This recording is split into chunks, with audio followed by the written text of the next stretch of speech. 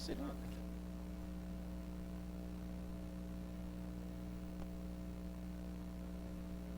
Oh yeah, lucky me.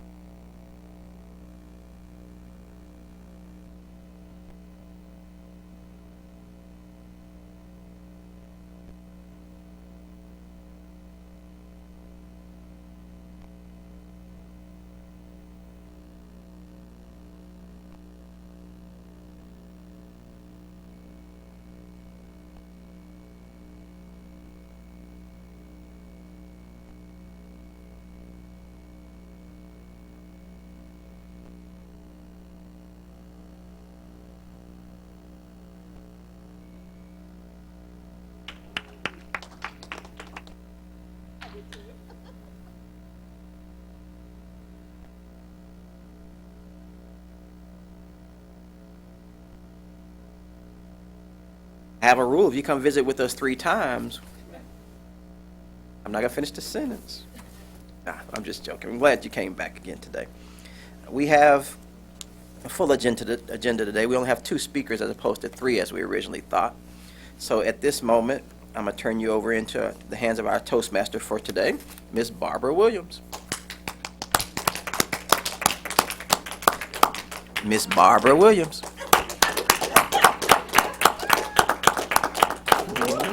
Thank you, sir. How you doing? I'm doing well, thank you. I think the theme today was gonna be, well, is or was. I don't know how many came up with it. And normally I would wear my hat, but I have this fancy hairstyle, so I'm kind of not liking this hairstyle now because I love my hat at Christmas time.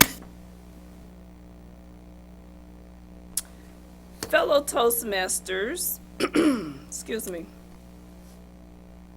have a few changes today. Speaker number 3, the role was filled by Joyce Biddle. She will not be able to be with us today. Therefore, we will use that time to discuss any business at hand later on in the meeting. So the evaluator for her will now move to the evaluator for James Hicks. We'll now have the odd counter introduction, but before Philip comes up, let me say Toastmasters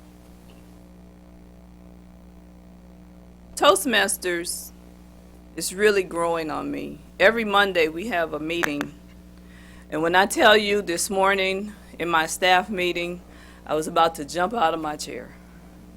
They the statistics for HIV, and I was like, oh my God, if they do this one more time, I can't stand it. So what I did was I invited everybody to come down. Come on.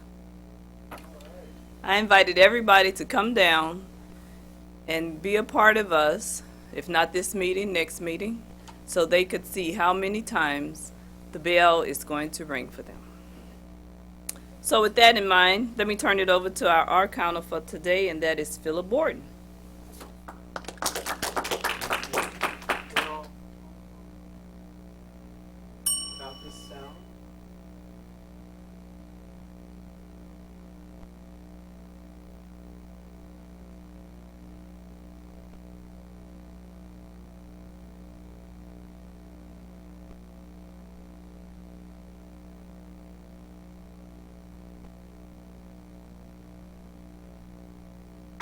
Thank you, Philip. Next, we will have the word of the day from our president, Nathaniel Noble.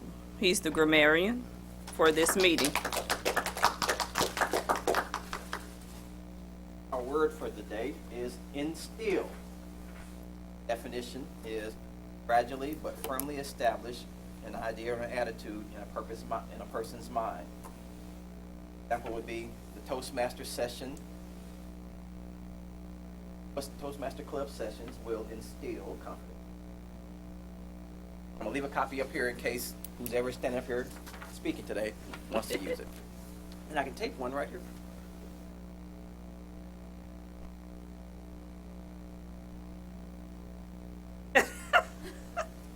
Was that right?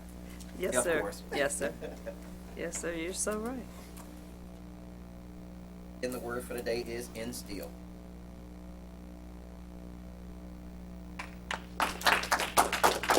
Thank you. Next, we will have the Toastmaster Minute by Wanda Simon. Thank you. I hope to instill some good knowledge. That's the Toastmaster Minute. And you know it's hard to prepare a 1-minute speech. Hard to come up with the time. Dave, you've been in Toastmasters for a while. Your speech was really good. I hate to say anything bad about it. Does that help you at all? That's what you call whitewashing an evaluation.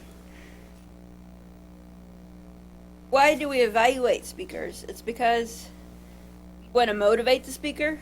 We want to recognize the speaker's improvement, reinforce the speaker's desire to speak again, facilitate learning, and to help the speaker develop the courage to speak. We don't want to use a cheap type of paint called whitewash to mostly cover up flaws superficially. We want to educate and instill some knowledge on how to make your speech better. What does whitewashing an evaluation do? It impedes future motivation of the speaker. Why keep giving speeches if you're already perfect? Impedes future improvement. You can't learn if you're not given any direction. Self-esteem is earned, not given. A whitewash evaluation might not improve self-confidence at all if the speaker knows it has not been earned. And I want to encourage you to look up on the web a article called The Winning Ratio and how it can help in the aspects of evaluation process. Your ratio, R-A-T-I-O. R is for raising up, not tearing down. A is for assistance, not embarrassment. T is for technique, not content. I is for I statements, not you statements. O is for objectives, not opinion. And it's a very good article. I think it.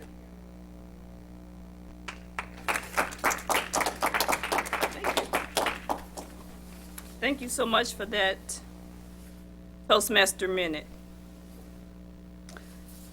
In keeping with my holiday theme, holiday songs, I heard something on the news the other day, and it talked about the partridge in the pear tree and the 2 turtle doves. According to The Guardian in Britain, which is possibly a newspaper, it has been reported that there's possibly an extinction of the gray partridge and the turtle doves, down by 30%, 60% on the doves. The French hens are having a little trouble, but the 5 golden rings are still available. Thought I'd throw that out there just in case you're planning on buying some turtle doves or something. Also, I looked up some Christmas songs, and it always amazes me, not that I've traveled a lot, but I have traveled some. I've been to Hawaii, Alaska, East Coast, West Coast. I don't think I've been north in the United States, but as I was looking up the Christmas songs around the world, I came up with Kana Coloca, which is Santa Claus is coming to town. Have you ever thought about other countries or people, what songs they sang during Christmas? A moose and a maple tree. Okay, really? But you know that possibly came from Canada. And when I was in Canada, I did see I thought that was just a myth. I did actually see a moose walking across the street as we were on the tour bus, and I'm thinking, okay, are you gonna move? But apparently they have the right of way. So, moving right along, we're going to call, funny, sometimes I don't read all the way an email, I just like read the first sentence.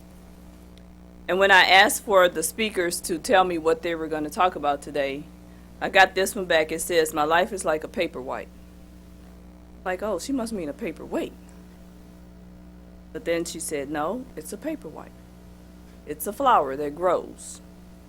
So, to explain that, I'm going to have Miss Dana Hill come up and tell us all about my life is like a paperwhite.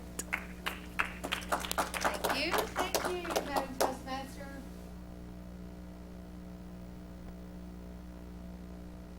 Down here.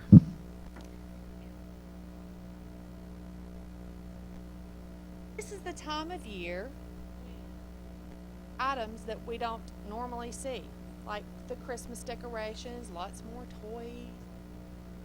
But have you ever noticed that they also carry Paperwhite bulbs? And Paperwhites are my favorite. They're actually very easy, and they can bloom.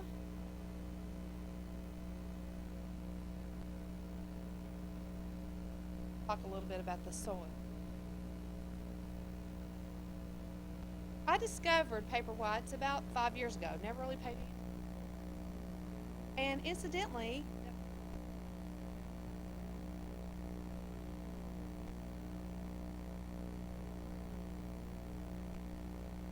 I've been buying Paperwhites and planting Paperwhites and watching them grow, watching their roots grow.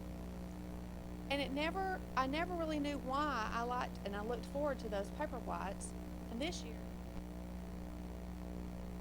I like Paperwhites because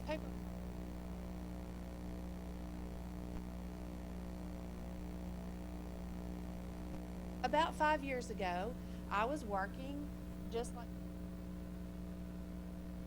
wife, a daughter, worked in an apartment in a hospital where I had many responsibilities. I had a lot of I started noticing that other people, I was a supervisor too, had higher degrees than I had.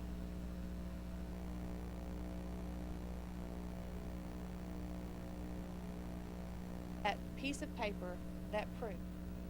I decided then that I needed to go back to school. I decided to buy the Paperwhites. Go back to school meant that I had to do a lot of commitment.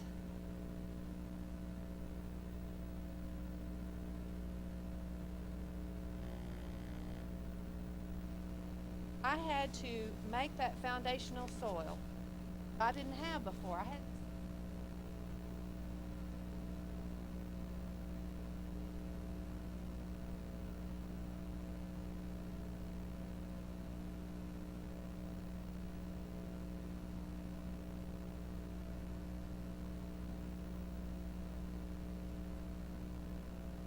water to it, the water of knowledge.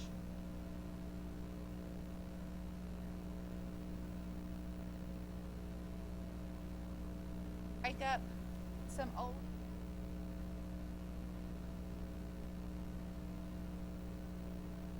space out my time, space out exactly what they needed.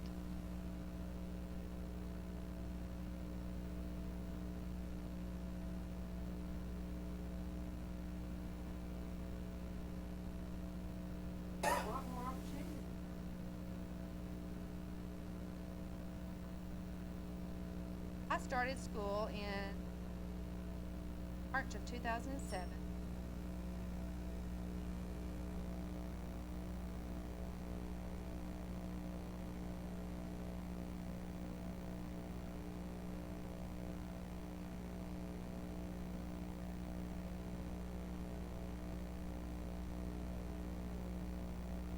I wanted to do more.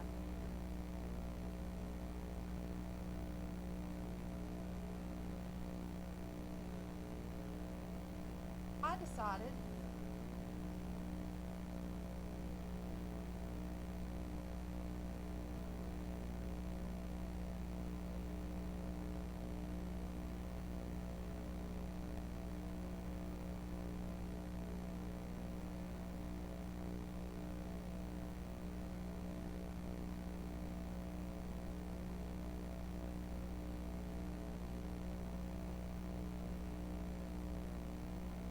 I wasn't alone in all this, though. First off, I had God. He gave me the thought to even begin and the strength to make it. Hours I've gone through to this point. I also had family and friends. I would get down, they would open the shades and give me water and food when I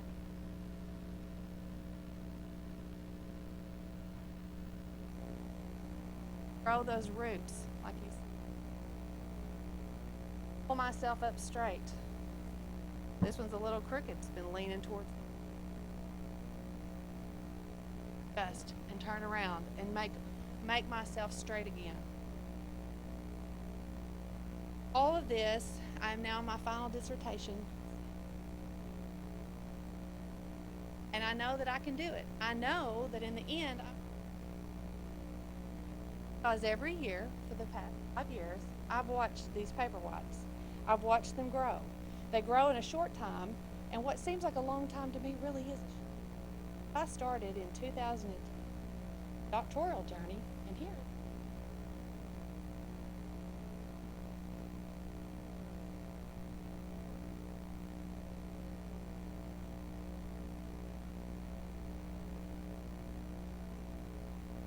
They will multiply like jonquils, and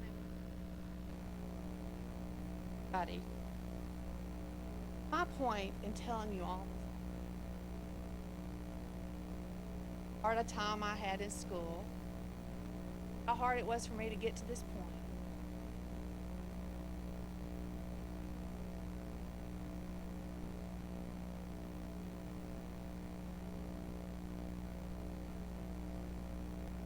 Make that decision, find your soul, build.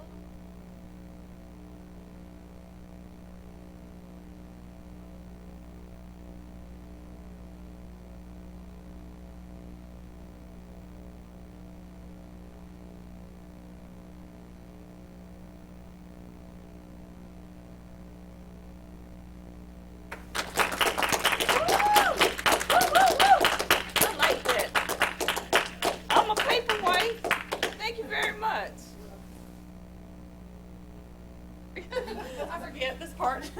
Thank you. I always love her speeches. Always. If I continue to dig in the soil and turn around from the east to the west, and maybe I'll bloom better.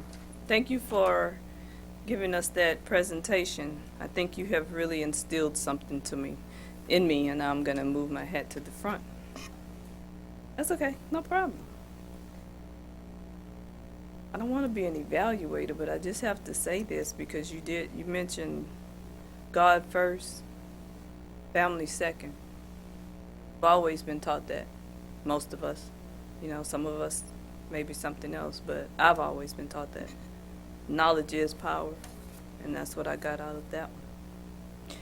So moving right along, we will have James Hicks, speaker number 2. I'm not sure. Well, What is it about? Thank you, Madam Toastmaster. Before he comes up, don't start timing him. Before he comes up, let me say it's not on here. Apparently, I didn't read my email.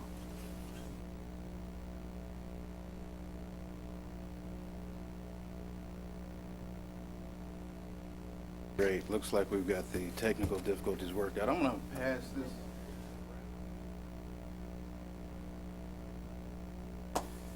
Good afternoon. How's everybody doing today? I'm doing good, doing good. Last week, I served as Toastmaster, and I was informed that I would be speaking today, or I got the notification that I would be speaking today. Those that may have done my evaluations in the past might notice that I have a paperclip in my book. That paperclip signifies where I am. I try not to move forward because I do not wish to incorporate what's in the following speeches in my current speech. If I happen to do that by circumstances, great. But I want to focus on the outline of what the current speech is supposed to be about. So surprising to me, when I got back to my desk, I looked at what the next speech was supposed to be about. And I was reading it, body language, gestures, facial expressions, and I was floored. My knees buckled, because that's not me. I'm not really an expressive person in that regard. So I had to reach back, do a little brainstorming. I decided I was going to speak on title Alter Ego Gaming. Now, those of you that are not really into the gaming industry may not realize that that's a multi-billion-dollar industry annually. Just to drive it home a little bit for you, I'll give you an example of one game, Call of Duty. Now, Call of Duty has several renditions. Call of Duty 2, 3, Modern Warfare, even Black Ops. And I'm sure you've probably seen some of the commercials. But to conceptualize that it's a multi-billion-dollar industry, that one game has sold over 100 million copies just here in the United States. Typically when the games come out, they run about $49. A couple of months later, $39. Then when the next rendition comes out, $29. But to give it a little more credence, they have an online subscription service. $9.99, let's just say $10 a month. They've got 2 million people that subscribe to that on a monthly basis. Do the math on that, that's $20 million a month. Stretch it out over a year, that's $240 million over the year. Now, I may be wrong, but I don't believe the health department's annual budget is anywhere close to $240 million. And that's just off one game. But I just wanted to give you a little insight on the big business part of it. And the handout that you have gives a history over the conception of gaming through current time. But what we're talking about today is the actual individual players, the people that play the games. Because when somebody that's a hardcore gamer plays a game, they have what one can consider a transformation or a metamorphosis when they actually get into that game. Now, those that have not been around hardcore gamers may need to understand. They typically fit a certain profile. I mean, you may not know them in their everyday form because I could be one, Philip could be one, Tony could be one. But when they get in their own setting, that's when that alter ego, that metamorphosis comes about. They all typically have a large screen TV, customized gaming console, have skins on it, stickers, customized controllers. A lot of them even have special seats that they play their games in. But a true hardcore gamer, you'll see a lot of times whatever game they're playing or that they're interested in, they'll have a T-shirt with paraphernalia of the name of whatever the game they're playing is, be it Call of Duty, be it football, what have you. Some of them even take it a step further. They have a cap, and on the back of that cap, they have their screen name embroidered on the back of it, be it Mad Dog, The Beast, or whatever. But to see an actual gamer, when they get in their chair playing their games, they tune out everything else. So they're playing their game deep into the game. Now they've strapped up with their headsets, their earphones, and their microphone, and they're talking strictly to the other people that are in the game with them. Now to observe one of those, you really can't have all virgin ears. Sometimes the individuals get real excited and into the game. As they're playing the game, if they were playing a sports game for football, you may hear something toned down a little bit, but to the effect of, yeah, I'm on the 10, the 5, the 4, up, he's stopping, he's dancing around, now he's jumping in the end zone. Now, take that. Flip side about it, you're playing defense, you could hear something to the effect of, get down, now, you're not getting nowhere, get back. Probably be a lot more vulgar involved with that too as well. Flip side to that is if you're playing an RGP or shoot up bang bang game. Still immerse yourself in the game. And there's been studies saying that the games themselves are therapeutical. They allow you to de-stress, take out frustrations of the day. But the main thing is that you need to be able to extract yourself from that game, come back into reality. Because the problem occurs when hardcore gamers don't have that ability to extract themselves. Especially if they play the shoot 'em up bang bang games.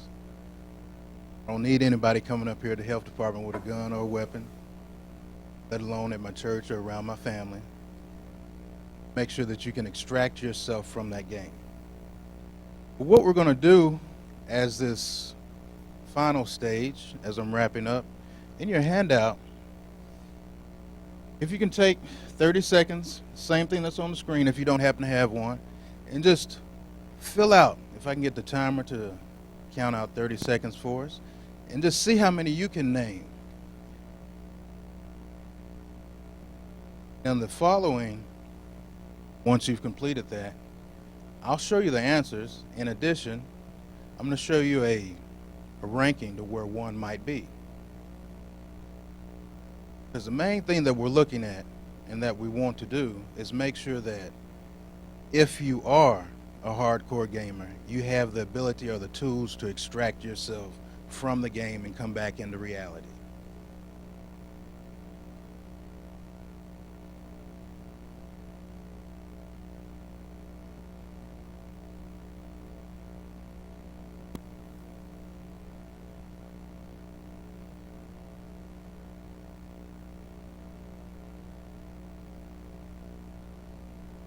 Okay, we're going to go ahead and move forward. If I can figure out how to advance the slide, you can take a look.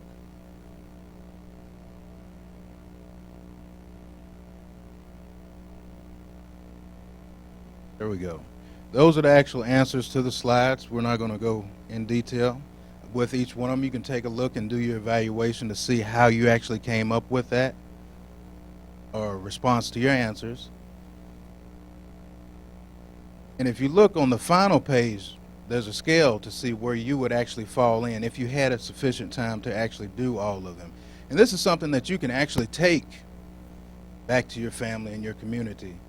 You may want to change the games up. Some of these are a little older, but I mean, it's kind of geared to the crowd that you're addressing. But definitely, if they're at that stage to where they're getting all of them, you might need to make sure that you counsel with them to make sure that they can truly extract themselves from that game so that they can stay or make that separation or transition back to reality. Thank you. Madam Toastmaster.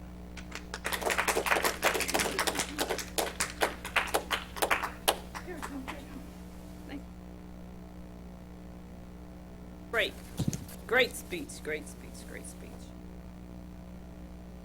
How many got 5? Woo. 4? How many got all of them? Okay, well. Shut up! Oh, okay, well, I knew Pac-Man, of course I would know that. Madden, I know that from my grandson. Mario, of course, my kids. And we, my kids and my grandchildren. But I am a gamer. Not that you would know that by looking at me. I went to Chuck E. Cheese. I had my grandkids, and thank God I had 3 older ones, because the baby, once I found the pinball machine in the corner, it was all over. And I was, yes! Oh, wait. Oh, can somebody get this boy? And I was so disappointed when I had to stop middle of my game and find my grandson. But anyway, all is well. Okay, moving right along, table topics. With that in mind, we will call up Healthmaster, Toastmaster Tony Bailey. Let's give him a hand. Maybe we ought to sing a song. Jingle bells, jingle bells. Oh, you don't want that to happen. Oh, okay. All right. Hello, Healthmasters. Good morning, afternoon, or whatever it is. It's been a long time since I've seen you. I've been absent for a little while, but I'm glad to be back. So today, we're going to talk a little bit about holiday songs. So my role in the meeting today is to lead in the impromptu speeches. So we have the prepared speeches. So now we have the opportunity to see how we think on our feet. So today, being the theme of holiday songs, I'm going to ask a few questions and call a few names and see how well we do. So the first question: if heaven and nature were to sing, as they do in the lyrics of the song Joy to the World, what would they look like, feel like, and sound like to you? Miss Gloria. Only because you was playing on fire.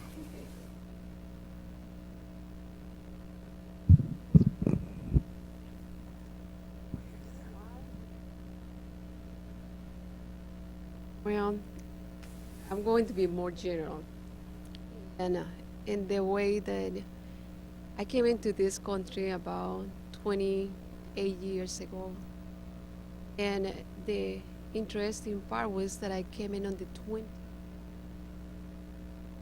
I went to New York. It was the first city that I arrived, I went to. So for me, at that moment, I heard in my country some music, but I didn't.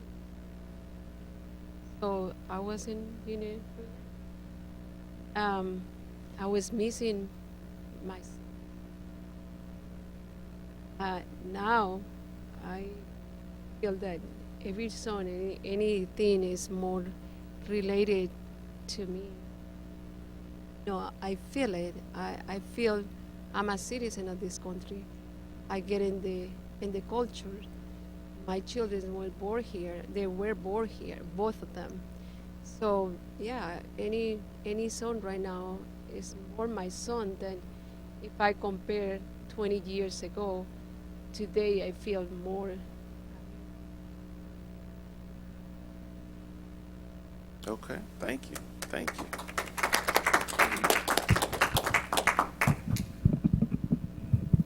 The next question: if you were the godparent to a 5-year-old child who had not been around music very much, and you wanted to instill a holiday song into him, what would that song be and why? Thank you.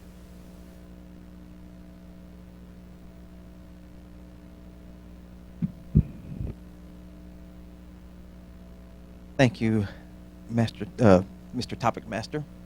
Well, I can actually go with the song you just said. I could start. There's a whole bunch of holiday songs, especially Christmas time, that I would want to instill in my God kids' minds.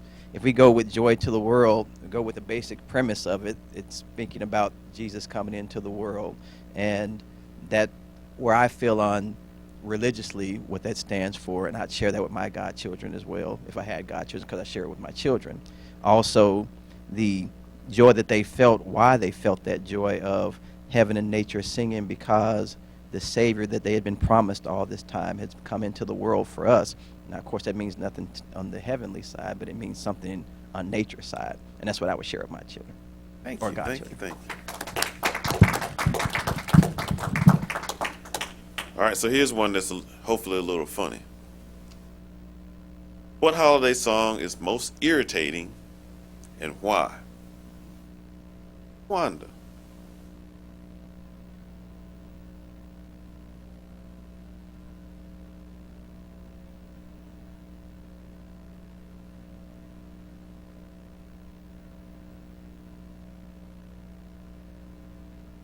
You have the floor. Rudolph the red-nosed reindeer.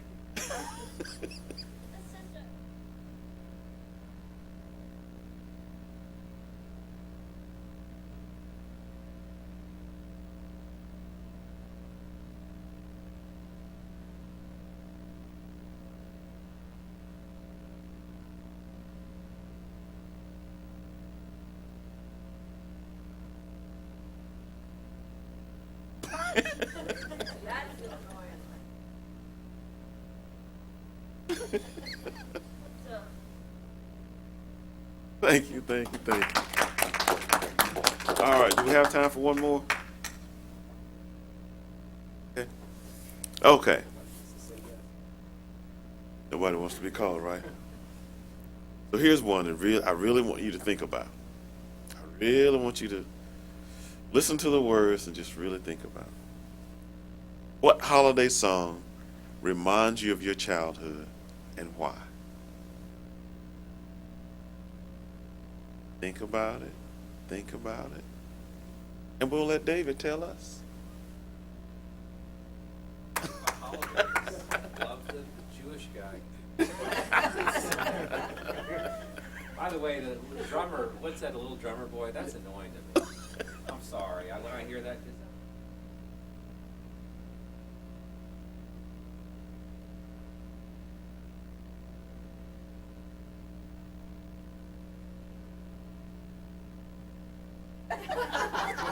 What holiday song reminds you of your reminds me childhood? my childhood. Well, we'll add a little bit of English. By the way, it's Hanukkah. You may not realize.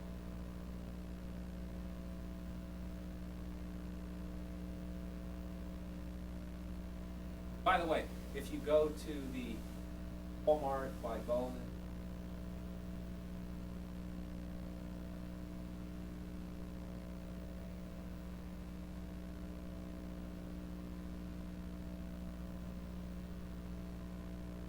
anyway, that reminds me, I probably should go tonight. So what reminds me, I'd say the song, the Dreidel, Dreidel, Dreidel, I Made It Out of Clay, because we would play.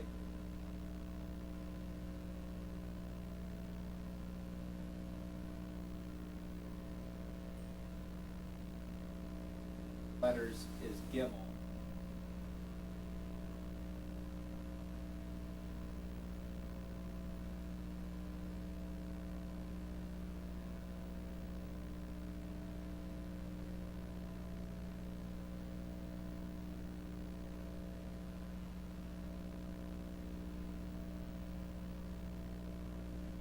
That's the song. That reminds me. We never play with clay dreidels. Normally they're plastic.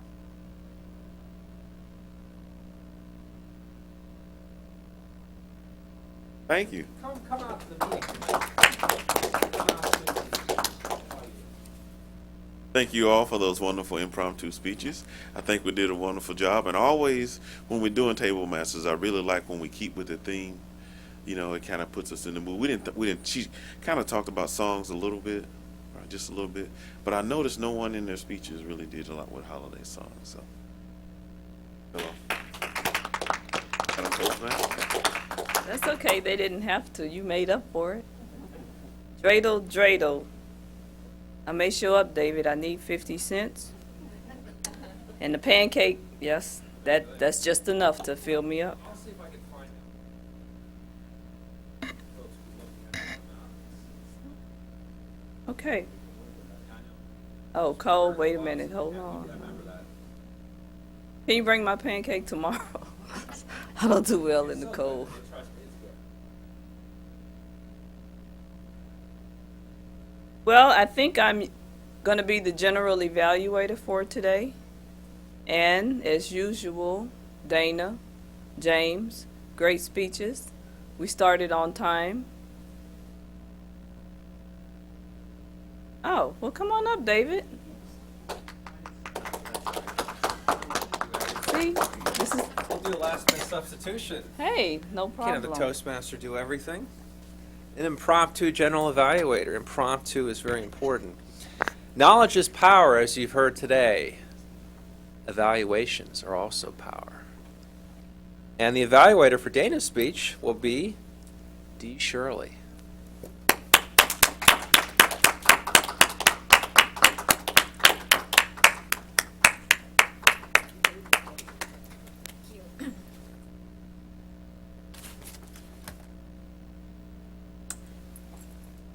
Sorry, just think about something.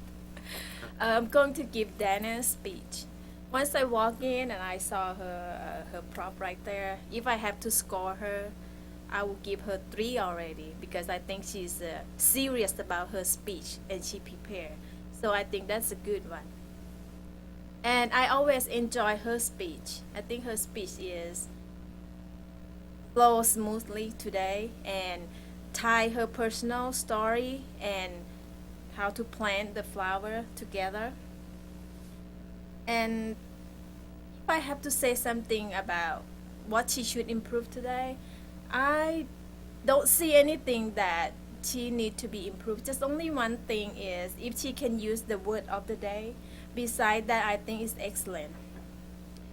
Make the eye contact and she have her open her speech with the smiling and friendly welcome to the guests and the fellow.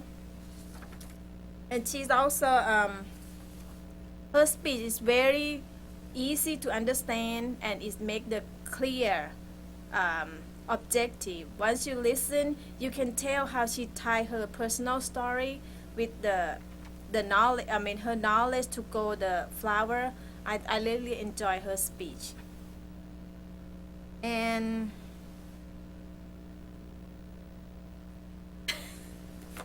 All right, thank you so much. And I think that one of the reasons I like the speech particularly was the visual aid, but also the metaphor. Metaphors are powerful, as they say. A picture is worth 1,000 words, but a metaphor is worth 1,000 pictures. So the good metaphor, it's really easy to explain something sort of complicated, sort of amorphic, sort of abstract, and turn into something tangible that you can understand. So I commend Dana, so she got a little extra evaluation. And now, why don't we hear from our next evaluator? The evaluator of James Hicks' speech, Philip Borden.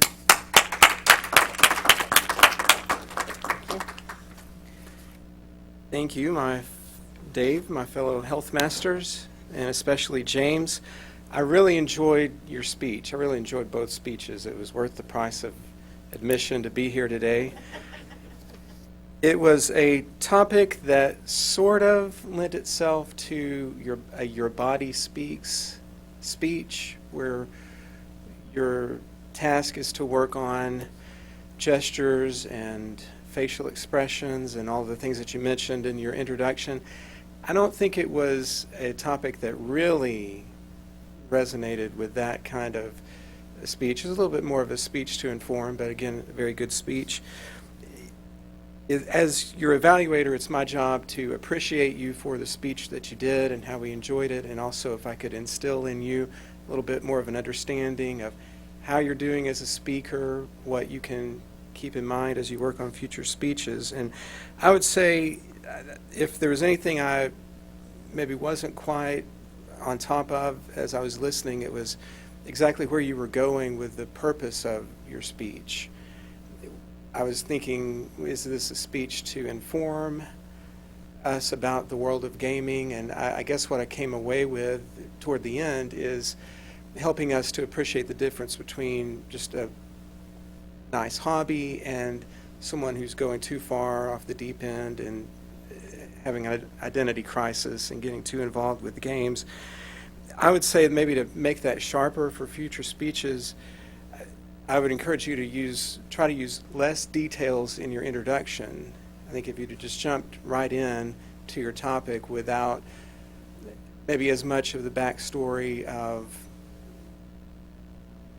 you working on from one speech to the other and what you're working on with this particular speech, and brought our attention right into your topic and what you want us to get out of it, I think that would have worked a little bit better. And the second reason that I say that is because the strengths of your speech were actually things that were more specific in other Toastmaster speeches. I thought you did a very good job with vocal variety. Your volume was good. Maybe the handheld microphone helped.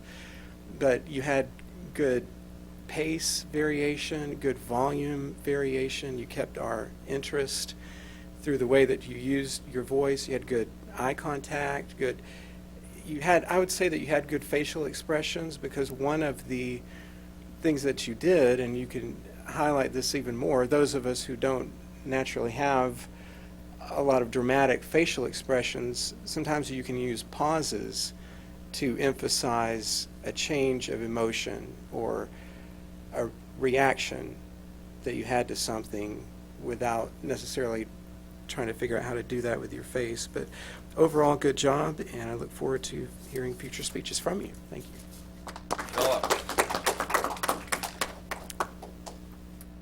I think I got 12 right, so I'm almost needing professional help. But I'll never forget when I was, well, I guess it was 1978, my dad brought home the Atari. I think it was called the Video Computer System, the VCS, and it was so cool. So cool. But that was probably a mistake, because I played that thing so much, and then I got hooked on video games. I played the NES, I got that, and people would call me from high school and ask me questions about how to beat Mario and all this. So I wasted huge amounts of time with that, but it is a distressor. It is a distressor. How about we hear from our grammarian, Nathaniel Noble.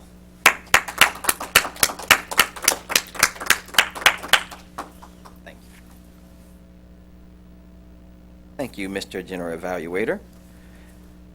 Our word of the day, I counted it used over 5 times. It started out with Wanda using it twice during her Toastmaster minute. It was used during table topics by our topic master as well. And in the evaluation of speech 3, we used the word instill as well. Wanda used it again during her table topic, so that was good as well. When we go to actual grammar, I made little notes off to the side as people were talking. And if we go back to Barbara, she uses informal English quite a bit. She said Ghana, but she does that quite a bit, so she knows that one. And she said I've been to instead of I've been to, which is a little more informal for her. When we got to Dana's speech, she uses something we use a lot too. We say lots more, but we understand it's either we're going to say more, and we don't want to say lots, but lots more wouldn't be a good way to put it together. And she says, I'm a normal person like you all are. And we could probably say that a little differently. But she was off speech by then. She was coming off top of her head at that point. So, or should I say off what she had written down or memorized. When speaker 2, you said, going back to some good things that were said. Self-esteem is not given but earned. I think that was a good thing to say. And that was made by Wanda as well. Now, going to speaker 2, you put an S on the end of regard. When you're saying something, particularly say in that regards, as opposed to saying in that regard. And typically, you run your syllables together a little bit on that one. Some good things you use. I like when you said virgin ears. That's a statement you can make, and everybody knows what you mean when you say that, as well as hardcore gamer. You kind of put words together where if you're not even in a gaming industry, you know what a hardcore gamer probably means when you put that together. Let's see. You said emerge into the game when you probably mean submerge or immerse yourself into the game. And it wasn't really too many things I caught. It's just more of when you're standing here without a speech in front of you, you talk like we tend to talk sometimes. And that's a little different if you're standing here with a prepared speech. But great job, great job. And I will admit, I didn't miss any on that list, technically. But in my defense, my brother, he's 5 years older than me, and he moved to Silicon Valley out of high school, and he was the original person who designed a graphics chip for the original PlayStation, and he also did it for the original Xbox. So I've had background in the games just from talking to him. Not that I play these games, it's just more of the business end of it. I had access to the games, in my defense. Madam Chair, evaluator. Thank you so much. Well, we'll make sure we set you up with professional help. Well, professionals are standing by. And isn't that a hardcore grammarian? That was a pretty hardcore report there. Very good listening. I commend you on that. What about our timer? Gloria, how do we do?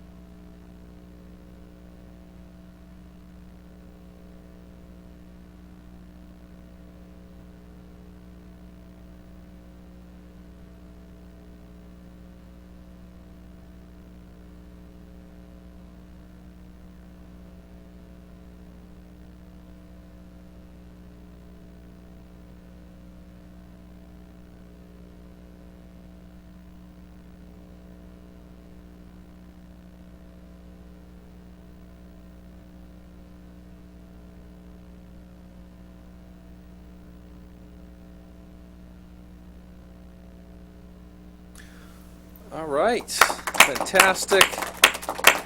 I thought overall I liked the meeting today. I liked the fact we had a guest, Rachel. Fantastic to see her again here. And, oh, of course, we have June, but June's a member. Are you a member, June? You're not yet a member. Okay, because June used to be in the Little Rock Club that meets actually tonight, every Monday night at 6:30 at St. Vincent.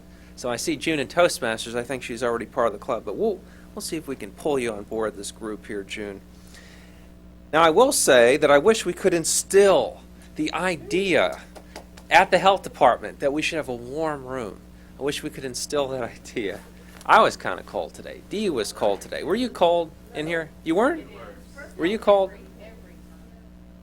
It's perfect. All right, well, Well, we'll have to debate about this, about the temperature. But overall, great job as a Toastmaster. Barbara, would you like to come out and close this out? Great job. Thank you, thank you, thank you. I hope you have heard or seen something today that our guests would inspire you to come and join us as a member. I did have something to say, but I forgot what it was. Other than thank you all for giving me the opportunity to be your Toastmaster for today. Take pet peeves there. I'm gonna turn it over to, going to just sounds so, but yes. It's amazing because when I go home to New Orleans, that's what they say. You're so proper. Speaking English, we don't speak here. So I'm going to, at this moment, turn it over to our president, Nathaniel Noble, for any last remarks. We're doing good on time. We have some club business that we would like to present, Wanda and Philip and I, to you. So come on down, guys. Come on over. Thank you, Barbara. As usual, great meeting. Did anybody notice what I noticed about our two speakers today?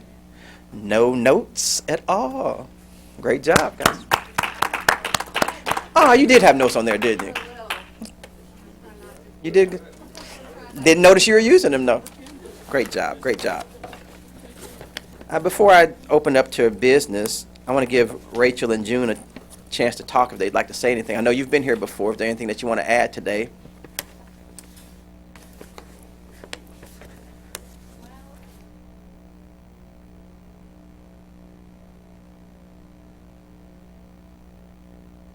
Thank you.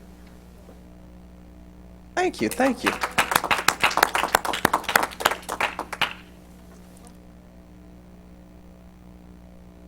Short and sweet, as usual.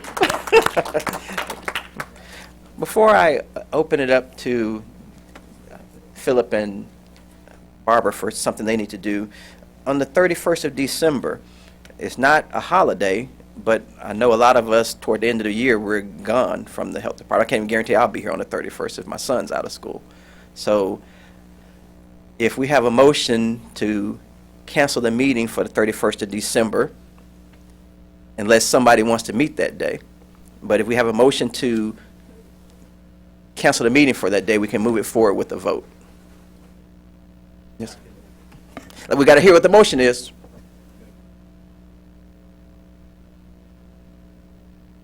Do we have a second for that motion? Okay. All those in favor? Aye. Yeah. It's been moved and properly second. We can do it. It's been moved and properly second that we cancel our meeting for the 31st of December. All those in favor? Aye. All those opposed? Did you say? Either way, the ayes have it. Our meeting for December 31st is officially canceled. And we have more business to discuss. I will turn it over to Barbara, then Philip, you can finish with some things that you wanted to add. Last week, we had a visitor here that brought our certificates.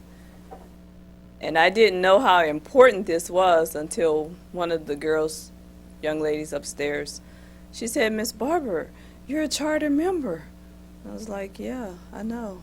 "Do you know what that means?" And I was like, "No, I don't." She said, "That's a very important role." I was like, "It is? Okay." So, with that in mind, we will, well, thank you. I have my certificate that I can now hang in my office, on my wall, if they let me. If not, I'll put it out front. That I am a charter member of the Toastmasters International Healthmasters Club. And with that in mind, we would like to give the rest of them out to the members that are present. Present, that's the word I was looking for. Nathaniel Noble.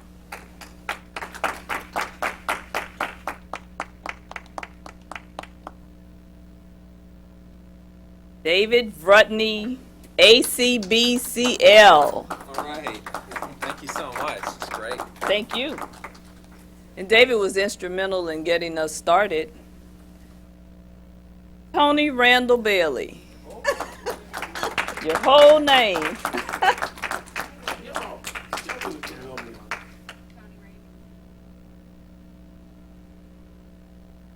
Well, I would tell you, but good luck. D. Shirley. Oh my, read the whole thing. Okay, I'm gonna try this. Sawalak. See? My language is not much different than hers. Philip Borden, ACSALB. You want to tell us what that means, Philip? Advanced Communicator Silver.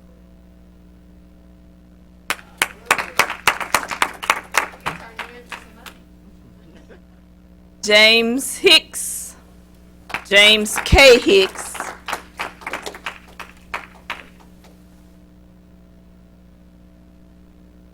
Gloria Y. Bastidas.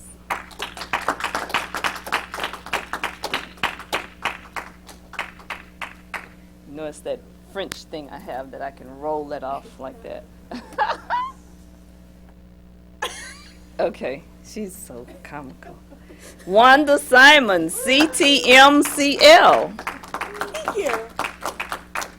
And now I will turn it over to Philip Borden. He's going to discuss our cards.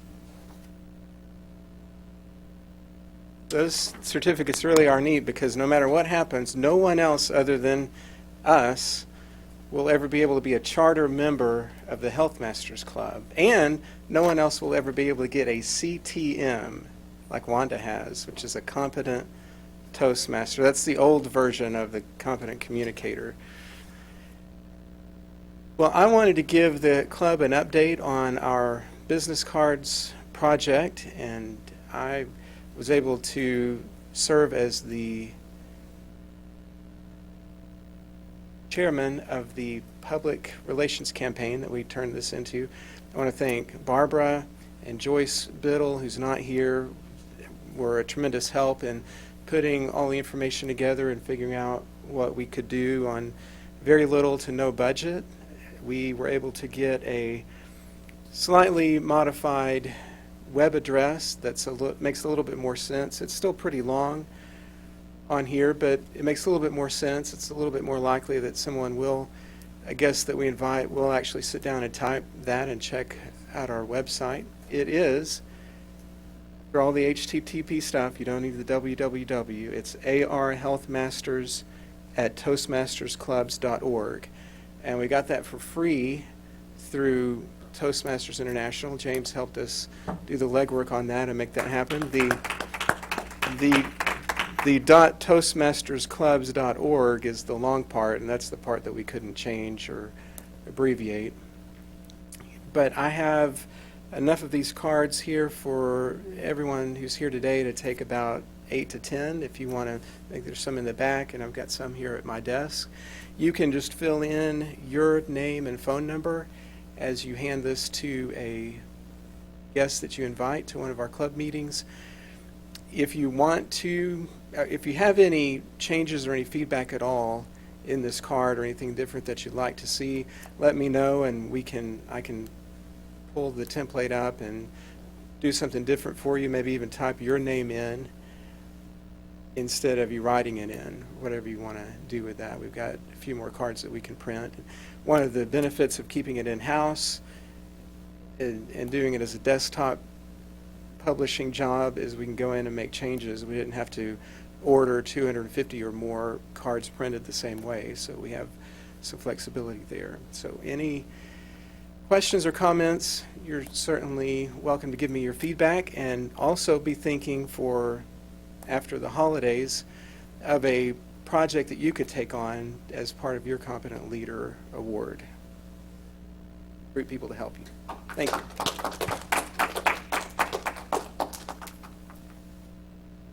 Thank you, Philip. As he said, make sure you grab a few of those cards on your way out. I've been away from the office for a few days on a retreat, so I'm not sure if he set out the list for next week. If he did, if you know the order, if you have any questions or you know you can't fulfill that role, it looks like I am Toastmaster next week. Wanda can't be here. Okay. All right, have you down as not being able to be here, Wanda. So if you can't fulfill your role for next week, let me know. Speaker 1, D. Shirley. Speaker 2, Gloria. Tony Baylor, Speaker 3. Dana, you'll be Table Topics Master. We'll have an opening for General Evaluator. The 3 speech evaluators are James Hicks, Janisha Richardson, Philip Borden. Grammarian Dave Rudney. And Majida will be our AHA counter. I'm not sure if she's been here for a while, though. She hasn't, but she said she... Okay. And timer, Philip Borden. If you know already you can't fulfill it, go ahead. Okay. If you know you can't fulfill it, let me know or let somebody know in a general email. And if you can, take your role, make sure you go out to our website and put yourself in those positions. Right?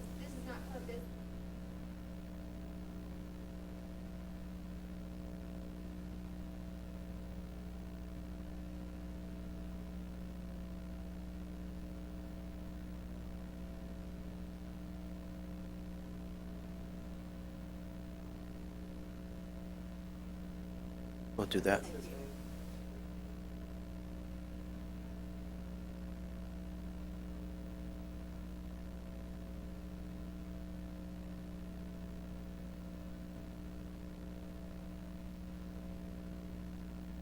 We will. Go ahead and send us out an email asking us to, yeah, the group, so as a group. Right.